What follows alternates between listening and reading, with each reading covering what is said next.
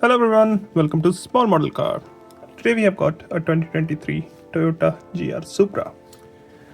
This casting is by Matchbox and I'm sure it was new for 2024, but I finally found it. So let's open it up and see how does it look. So here's the GR Supra out of its box. As you know, this casting is by Matchbox, and I like these newer casting by Matchbox. They get good details, even on the main line. So this one is finished in yellow with black wheels, which look really good, and you can see a few details from the side too, but I'm gonna move to front and show you the details on the front. So front, you got these painted and detailed headlamps, which look really good.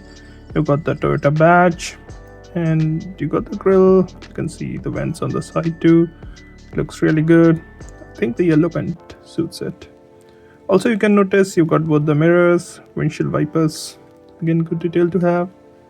Now, coming to the driver's side, as I said before, you can see the yellow and black combo. It even is on the lower, I think, body kit. I can't remember what are these called, but yeah. So you got that black finish there too. You do have slight design element here. I'm sure it's might be some vents because the engine is in the front. I don't know what it is for, but yeah, they're there. Now, coming to the rear, you can see good details here too.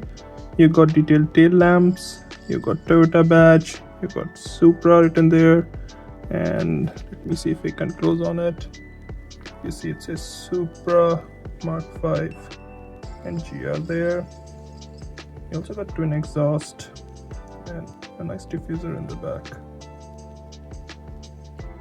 Coming to the passenger side, looks almost identical. The only difference I can see is the fuel filler cap. You do get the standard door handles on both the sides. And I did miss the small spoiler on the trunk, like integrated spoiler. Looks really good. The roof has double bubble design, so you can see there. It's not that evident from, let me try this. Yep, here you can see the double bubble effect. Looks good. I think overall it's a good looking car. And if you don't know, it was developed in partnership with BMW, so it shares drivetrain and stuff with, I think, Z4, BMW Z4. Yep. So the interior is, I think it's finished in grey. I can't really see because the windows are tinted, so it's a windscreen. This is how it looks from the bottom. It overall looks like a nice casting. Looks good. Well, those are my thoughts. Thanks for watching. Have a good day.